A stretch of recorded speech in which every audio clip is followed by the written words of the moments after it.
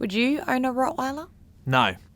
In the wake of another horrific dog attack, the debate around banning certain breeds is heating up again.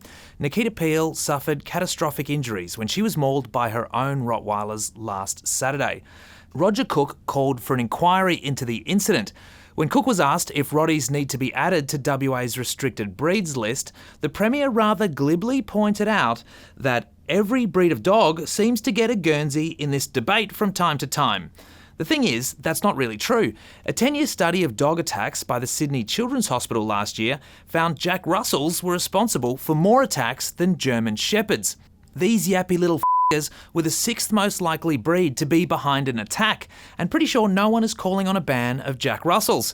I really don't like it when you tease the dogs. What are you, some kind of animal lover? There are currently only 5 restricted breeds nationwide, including the Doggo Argentino, the Brazilian Mastiff, the Tosa Inu, American Pit Bull Terriers, and the Perro de Presa Canario, aka a canary dog. But if you look through dog attack statistics, it quickly becomes clear that some popular breeds are overrepresented. American Staffies, Bull Terriers, Rotties, and German Shepherds. Now, no government in Australia would ever consider banning or destroying thousands of family pets. Well, what do you think the answer is? Well, we need to do a lot more in focusing on breeders who've been cashing in on the obscene prices people are willing to pay for a pooch. Get that cat out of the way! When you're selling puppies for $5,000 a pop, there's a pretty good incentive to relax strict breeding protocols, which has undoubtedly resulted in problematic bloodlines. And talking about breeding, it goes without saying that newer crossbreeds like the so-called American Bully XL just don't need to exist in our society. The UK is looking to ban that breed. Yeah, and no wonder. A Bully XL attacked an 11-year-old girl this year. And now, you know that old myth that guns don't kill people, people kill people? Well, it's easily debunked because there's no good argument for owning a high-powered semi-automatic weapon. It's just as hard to see why anyone would need to own a Bully XL. In the UK, there's even a website devoted to highlighting the danger they pose. Now, the unfortunate reality around all of this is that dangerous dog laws are not without their own issues. Studies have shown that temperament varies wildly within individual breeds, and so basing legislation on the perceived behaviour of a certain type of dog is as scientifically bogus as racial profiling in humans. But that doesn't change the fact that an attack by a Staffy or Rottie is far more likely to have a catastrophic outcome compared to a nip from a sausage dog. Bill Shorten said some breeds were like sharks on legs. Yeah, like good soundbite, but a ridiculous statement.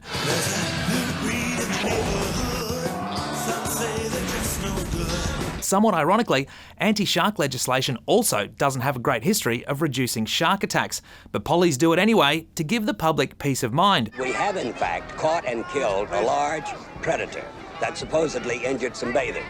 But as you see, it's a beautiful day. So it very much remains to be seen if the tragic case of Nikita Peel will lead to anything that actually works in reducing serious dog attacks. Well, hopefully it'll be something more effective than a belated COVID inquiry. Yeah, Anthony Albanese has finally announced the Milky Way of COVID inquiries.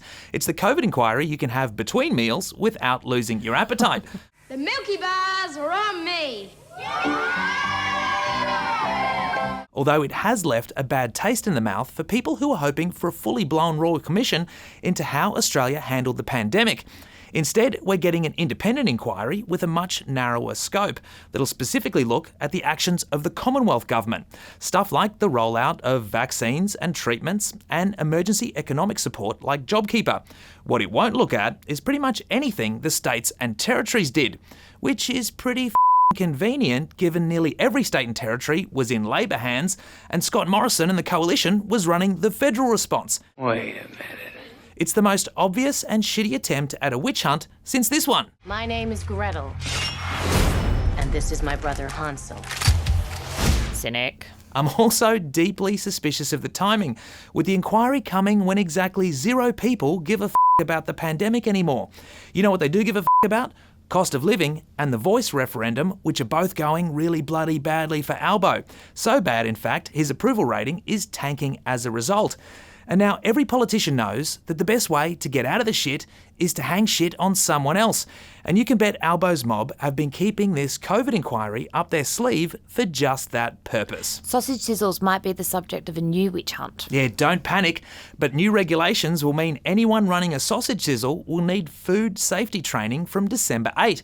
The thinking is this will reduce food-related illness from charity stalls and footy and school canteens, but community groups are worried it'll make it harder to find volunteers. To be honest, I wouldn't mind a bit more regulation around this sector because I've had some absolutely shithouse sangers from Bunnings in recent weeks.